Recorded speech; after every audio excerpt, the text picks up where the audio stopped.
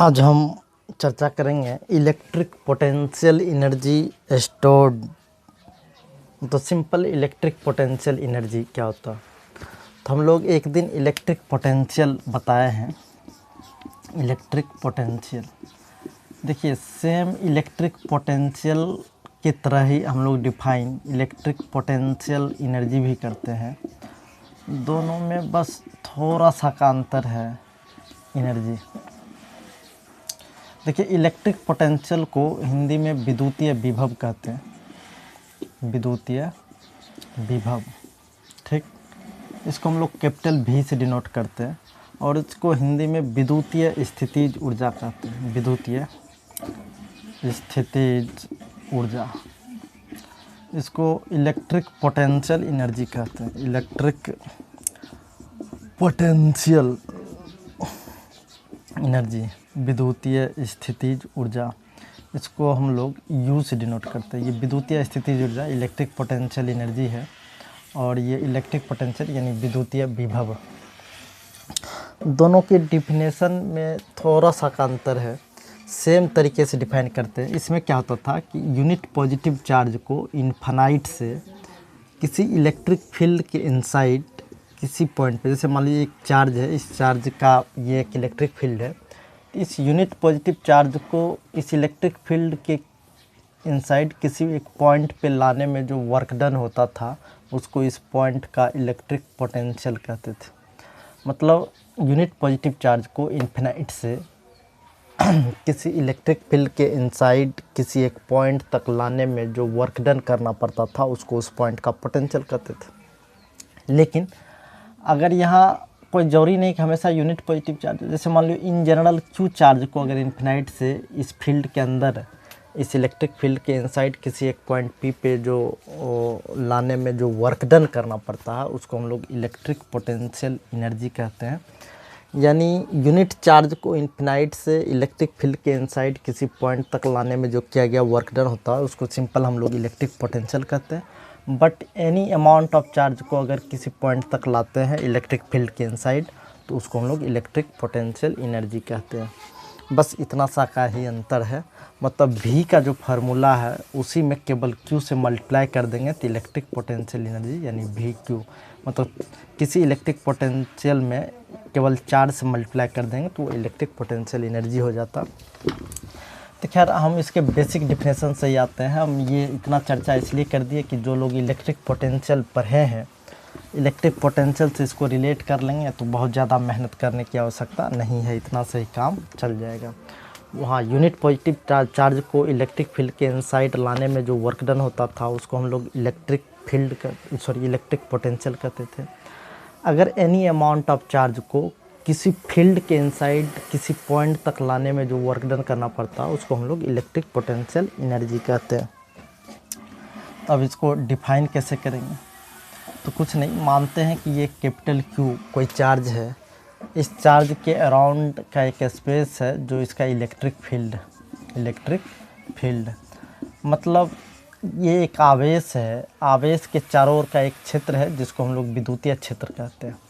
यानी ये एक ऐसा क्षेत्र है इसमें कोई भी दूसरा चार्ज या आवेश अगर प्रवेश करेगा तो उस पर ये इलेक्ट्रिक फोर्स लगाने का काम करेगा। तो इसको डिफाइन कैसे करेंगे। If any amount of charge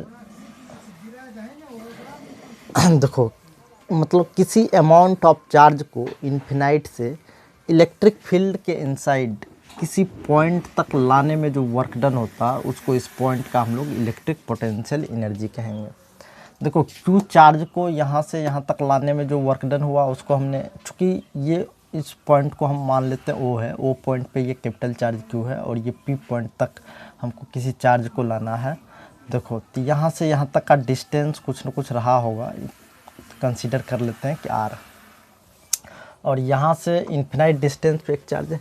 any charge को इन्फिनाइट से फील्ड के इनसाइड किसी पॉइंट तक लाने में जो किया गया वर्क डन होगा इसी को electric potential energy of that point बोलेंगे। कोई बोलेगा नहीं सर दूसरे पॉइंट पे लाए, तो किसी दूसरे पॉइंट पे लाओ, कोई दिक्कत नहीं। जैसे मान लो P पॉइंट है, कोई बोलेगा सर R पॉइंट था तो R पॉइंट तक लाओ। R पॉइंट तक लाने में जो इस चार्ज को इस चार्ज को आर पॉइंट तक लाने में जो वर्क करना पड़ेगा, आर पॉइंट का इलेक्ट्रिक पोटेंशियल एनर्जी कहलाएगा। तो देखो इन्फिनाइट से इस चार्ज को लाया जा रहा है, तो जैसे ही इसके इलेक्ट्रिक फील्ड के इनसाइड आएगा, इसके इलेक्ट्रिक फील्ड प्रवेश करने लगेगा, तो ये फोर्स बाहर की तरफ लगाने का प्रयास करेगा। क्योंकि तुमको इसके इनसाइड इलेक्ट्रिक फील्ड, इस चार्ज के जो फील्ड है इसके फील्ड के इनसाइड लाना, तो इसके फील्ड के इनसाइड लाना है, तो इसको एक्स्ट्रा वर्क डन करके तुमको कुछ न कुछ इसको डिस्प्लेस करना पड़ेगा। और तो मान लेते हैं dx डिस्प्लेसमेंट कराएं, और ये जो यहाँ से यहाँ तक का डिस्टेंस है, ये डिस्टेंस हम x मान लें। तो देखो जैसे ही इसके फील्ड में इन करने लग गया, तो ये चार्ज इस चार्ज को रिपेल करने का काम किया, लेकिन उसके बावजूद भी एक्सटर्नल फोर्स लगा के हम इसको P पॉइंट तक लाएंगे। क्योंकि जिस पॉइंट तक इलेक्ट्रिक फील्ड के इनसाइड जिस पॉइंट तक लाएंगे, उस पॉइंट तक लाने में जो किया गया वर्क डन होगा, वही इलेक्ट्रिक पोटेंशियल एनर्जी होता। तो ये वर्क डन होगा कितना, तो ये dw इक्वल टू हम लोग लिखेंगे F D x cos theta. अच्छा देखो ये थीटा क्या, तो थीटा फोर्स और डिस्प्लेसमेंट के बीच का एंगल है। यहाँ ये 180 डिग्री होगा। देखो फोर्स बाहर की तरफ रिपेल कर रहा है, डिस्प्लेसमेंट हम अंदर की तरफ कराने का काम करें, तो फोर्स और डिस्प्लेसमेंट के बीच का जो एंगल है 180 डिग्री है। तो हम लोग यहाँ लिख सकते हैं एफ डी एक्स कॉस 180, और कॉस 180 का जो वैल्यू होता है ये -1 होता है। कॉस 180 का वैल्यू कितना होता है, ये -1 होता है। तो एफ इंटू डी एक्स, और ये -1 लिख सकते हैं, ये माइनस एफ डी एक्स, ये वर्क डन हुआ। तो चलो ये force equal to minus F D X हो गया। ये निगेटिव वर्क डन इसलिए हो गया क्योंकि फोर्स के अपोजिट डायरेक्शन में हम डिस्प्लेसमेंट करा रहे हैं, तो कॉस 180 का वैल्यू निगेटिव आ गया। अच्छा देखो फोर्स यहाँ लगा कितना, तो देखो यहाँ 1/4 पाई इप्सिलॉन नॉट, तो Q इंटू जैसे Q1 इंटू Q2 होता था, तो Q1 की जगह कैपिटल Q आएगा और Q2 की जगह स्मॉल q आएगा, डिवाइडेड बाय दोनों के बीच के डिस्टेंस का स्क्वायर, तो दोनों के बीच के डिस्टेंस का स्क्वायर। तो ये dw is equal to -1/4 pi epsilon not capital Q into small q divided by x square into D X. इसको हम लोग इंटीग्रेट करते हैं, क्योंकि ये एक छोटा सा डिस्प्लेसमेंट है, इतने का वर्क डन हमको निकालना नहीं था। इसको तो हम इन्फिनाइट से कैरी करके ले आ रहे हैं, इन्फिनाइट से वो भी फील्ड के इनसाइड किसी पॉइंट P पे जाना है। तो फील्ड से इन्फिनाइट से इलेक्ट्रिक फील्ड के इनसाइड किसी पॉइंट P तक जाना है, तो इसमें बहुत सारा छोटा छोटा डिस्प्लेसमेंट हुआ होगा, तो सबको सम करना पड़ेगा। तो इंटीग्रेटिंग बोथ साइड करेंगे, यानी इंटीग्रेटिंग बोथ साइड को अगर हिंदी में लिखें तो दोनों ओर समाकलित करने पर देखो ये dw का इंटीग्रेशन हो जाएगा, तो -1/4 pi epsilon not q into Q divided by x square into D x. अच्छा देखो इसमें वेरिएबल क्या है, x, चूँकि x का ही पोजीशन बार बार चेंज करेगा इन्फिनाइट से जैसे आगे आएंगे। अच्छा शुरुआत में ये डिस्टेंस कितने डिस्टेंस पे था, तो इन्फिनाइट डिस्टेंस पे था, लेकिन जब P पॉइंट तक घसीट के ले चले आएंगे तब डिस्टेंस कितना बचेगा, दोनों चार्ज के बीच का डिस्टेंस, तो सीधा स्मॉल r। तो dw का इंटीग्रेशन सीधा क्या रहा होगा, w। तो जो कांस्टेंट टर्म है उसका इंटीग्रेशन होता नहीं, तो देखो ये दोनों चार्ज तो फिक्स होगा, ये 1/4 पाई इप्सिलॉन नॉट ये भी फिक्स है। तो जो कांस्टेंट टर्म है उसको हम इंटीग्रेशन से बाहर निकाल लेते हैं, तो 1/4 पाई इप्सिलॉन नॉट यह आ गया dx divided by x square, और जो लोअर लिमिट है नीचे लिख दो, जो अपर लिमिट है ऊपर लिख लो। तो देखो ये रहा वर्क डन।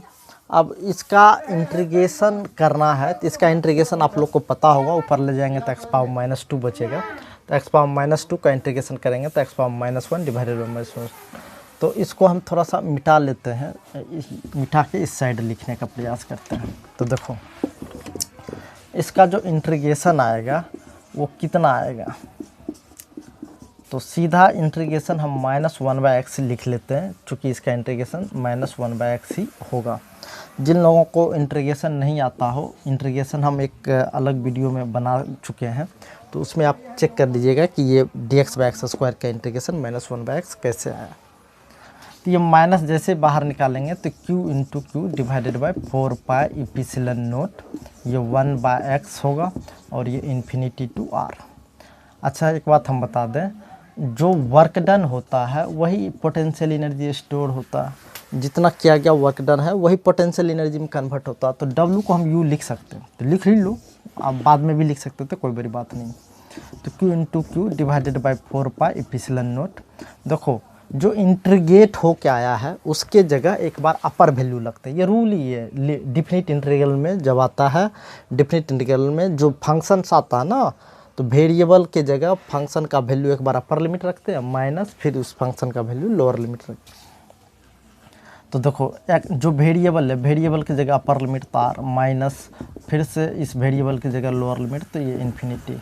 तो इसको गौर से देखोगे तो Q Q divided by 4 pi epsilon not into R, ये इलेक्ट्रिक पोटेंशियल एनर्जी हुआ। इसी को और रीअरेंज करके लिखोगे तो ये 1/4 pi epsilon not 1/4 pi epsilon not Q into Q divided by R. तेरे ये रहा इलेक्ट्रिक पोटेंशियल एनर्जी। अगर कोई बोलेगा सीधा इलेक्ट्रिक पोटेंशियल कैसे डिफाइन होता है, तो कुछ नहीं, इसी में Q का वैल्यू 1 कर दीजिए। मतलब यूनिट पॉजिटिव चार्ज को इस पॉइंट से इन्फिनाइट से P पॉइंट तक लाने में जो वर्क डन होता था उसको हम लोग इलेक्ट्रिक पोटेंशियल एनर्जी कहते थे, उसको V से डिनोट करते हैं। उसके लिए हम अलग से इसका डेरिवेशन भी कर दिए थे और हम बता भी दिए थे कि इलेक्ट्रिक पोटेंशियल एनर्जी कैसे डिफाइन होता।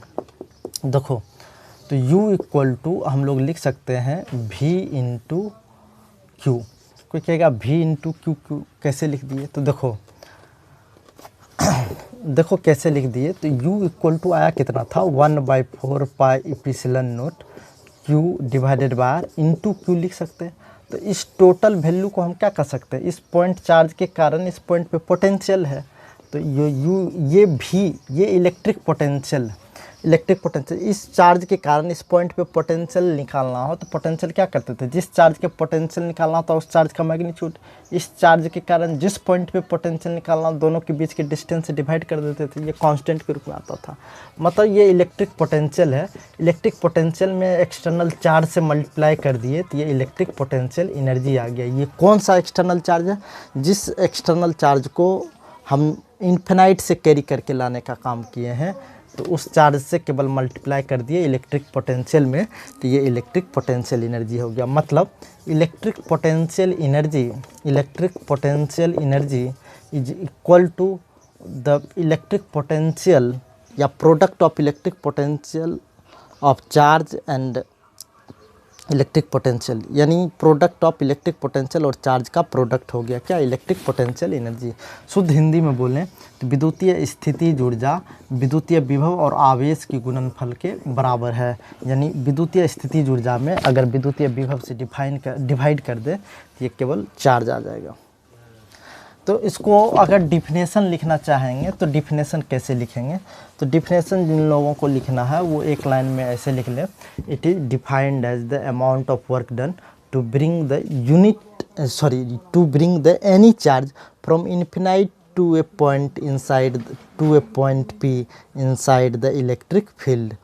ये एक तरीके का अमाउंट ऑफ वर्क डन है जो एनी चार्ज को इन्फिनाइट से इलेक्ट्रिक फील्ड के इनसाइड किसी पॉइंट तक लाने में होता था। It is amount of work done to bring the any charge from infinite to a point inside the electric field. शुद्ध हिंदी में लिखें, यह एक किया गया कार्य है जो किसी भी आवेश को अनंत से विद्युतीय क्षेत्र के अंदर किसी बिंदु तक लाने में करना होता है। तो यह एक किया गया कार्य है जो किसी आवेश को अनंत से विद्युतीय क्षेत्र तक लाने में किया जाता है। तो अब कई बार इलेक्ट्रिक पोटेंशियल एनर्जी से रिलेटेड सवाल आता है। इलेक्ट्रिक पोटेंशियल एनर्जी से रिलेटेड कैसा कैसा सवाल आता है और इलेक्ट्रिक पोटेंशियल एनर्जी निकालेंगे कैसे। जैसे मान लीजिए दो चार्ज दे देगा, एक चार्ज Q1 है और दूसरा चार्ज Q2 है, बोलेगा इन दोनों के बीच इलेक्ट्रिक पोटेंशियल एनर्जी कितना है बताओ। सो सिंपल, तो U equal to 1/4 pi epsilon not, दोनों चार्ज का प्रोडक्ट कर देंगे और दोनों के बीच के डिस्टेंस से डिवाइड कर देंगे। शायद इसी तरीके का फार्मूला भी तुरंत आया भी था। तो देखो दो चार्ज के बीच इलेक्ट्रिक पोटेंशियल निकालना बिल्कुल आसान है जबकि इसके बीच का डिस्टेंस दिया हो। तो U equal to 1/4 pi epsilon not Q1 Q2 है R। लेकिन जब तीन चार्ज का कोई सिस्टम दे दे जैसे ये एक चार्ज Q1 है, दूसरा चार्ज Q2 है और तीसरा चार्ज Q3 है, तब बोलेगा इस तीनों चार्ज के सिस्टम का टोटल इलेक्ट्रिक पोटेंशियल एनर्जी कितना होगा। देखो यहाँ जोड़ा लगा लगा के हम लोग इलेक्ट्रिक पोटेंशियल एनर्जी निकाले, तो यहाँ देखो कितना जोड़ा लगेगा, एक इन दोनों चार्ज के बीच का जोड़ा, एक इन दोनों चार्ज के बीच का जोड़ा और एक इन दोनों चार्ज के बीच का जोड़ा। मतलब इलेक्ट्रिक पोटेंशियल एनर्जी जो होगा एक इन दोनों के बीच होगा, मतलब U12 कर सकते हो प्लस U13 कर सकते हो प्लस U23 कर सकते हो, मतलब चार्ज 2 3 के बीच और 1 2 के बीच और 1 3 के बीच का पोटेंशियल एनर्जी कैलकुलेट करके ऐड करना पड़ेगा। अच्छा देखो इन दोनों के बीच का अगर मान लो सारे डिस्टेंस इक्वल हो, कोई ज़रूरी नहीं सारे डिस्टेंस इक्वल हो, ये डिस्टेंस अलग अलग भी हो सकता है, तो हम इक्विलेटरल ट्रायंगल अगर मानते हैं, यानी शुद्ध हिंदी में इसको समबाहु त्रिभुज बोलते हैं, तो सारे डिस्टेंस क्या होगा, बराबर होगा। ये मैग्नीट्यूड हम Q1 Q2 Q3 अलग अलग ले लिए, हो सकता था कि मैग्नीट्यूड भी इक्वल हो, इसमें कोई भी संभावना हो सकता है। तो ये इलेक्ट्रिक पोटेंशियल एनर्जी कैसे निकालेंगे, तो दो दो के जोड़ा लगाते हुए इलेक्ट्रिक पोटेंशियल एनर्जी लिखते चले जाएंगे। देखो ये 1/4πε0 कांस्टेंट है, आएगा ही Q1 इंटू Q2, तो Q1 into Q2 divided by दोनों के बीच का डिस्टेंस प्लस 1/4πε0, तो Q1 into Q3 divided by दोनों के बीच का distance plus 1/4πε0 Q2 into Q3 divided by दोनों के बीच का डिस्टेंस। तो जितना ट्विंस बना सारे ट्विंस का इलेक्ट्रिक पोटेंशियल एनर्जी लिख के जोड़ दिए, तो ये टोटल सिस्टम का इलेक्ट्रिक पोटेंशियल एनर्जी आ गया।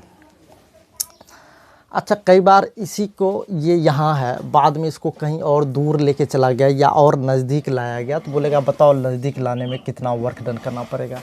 तो कुछ नहीं, यहाँ वर्क एनर्जी थ्योरम हम लगाएंगे। जैसे मान लो शुरुआत का इलेक्ट्रिक पोटेंशियल एनर्जी इतना रहा था, बाद में इसको घसीट के और नज़दीक लाने का अगर काम किया हो, तो पहले का एनर्जी और बाद का एनर्जी निकाल के दोनों की एनर्जी का डिफरेंस कर देना, वर्क डन आ जाएगा।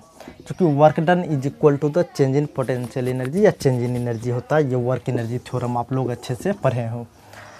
वर्क एनर्जी थ्योरम क्या होता है, work done is equal to the change in energy. तो पहले का एनर्जी और बाद का एनर्जी निकाल लेना, देख लेना चेंज इन एनर्जी कितना हुआ, जितना चेंज इन एनर्जी आएगा वही वर्क डन निकल जाएगा।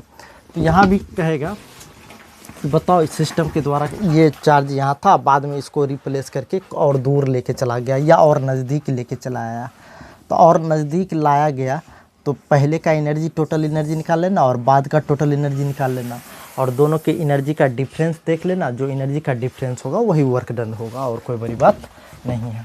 जैसे कई बार चार चार्ज का एक सिस्टम दे देगा, एक चार्ज Q1 है और एक दूसरा चार्ज Q2 है, एक तीसरा चार्ज Q3 है, एक चौथा चार्ज Q4 है। हो सकता है 4 चार्ज का सिस्टम हो या 5 चार्ज का भी सिस्टम हो सकता है, 6 चार्ज 7 चार्ज कुछ भी हो सकता है। तो इस सिस्टम का अगर पोटेंशियल एनर्जी कैलकुलेट करने दे कि बताओ electrostatic potential energy of this system, यानी इस पूरे निकाय का विद्युतीय स्थितिज ऊर्जा कितना होगा, तो हम बता दें विद्युतीय स्थितिज ऊर्जा कैसे निकालेंगे। तो सबसे पहले तुम देख लो कितना जोड़ा बन सकता है, जितना जोड़ा बन जाए, जितना पेयर बन जाता है, उतना इलेक्ट्रिक पोटेंशियल एनर्जी का हमको सम करना पड़ेगा। हम मान लेते हैं कि ये सारे डिस्टेंस बराबर हैं, हम आपके सुविधा के लिए डिस्टेंस बराबर मान लिया, अदरवाइज ये डिस्टेंस अलग अलग भी हो सकता है। जैसे मान लो ये रेक्टेंगल होता यानी आयत होता, तो ये लंबाई कुछ और होता, ये चौड़ाई कुछ और होता। तो देखो यहाँ कितना जोड़ा बन सकता है या कितना पेयर अप हो सकता है। तो देखो इसका ये हम स्क्वायर अगर ले लिए तो ये डायगोनल का काम करेगा और ये भी डायगोनल का काम करेगा। तो देखो एनर्जी कितना हो सकता है, ये 1 2 चार्ज के बीच एक एनर्जी आएगा पोटेंशियल एनर्जी प्लस 1 देखो पहले 1 2, उसके बाद 2 4, उसके बाद 4 3, उसके बाद 3 1।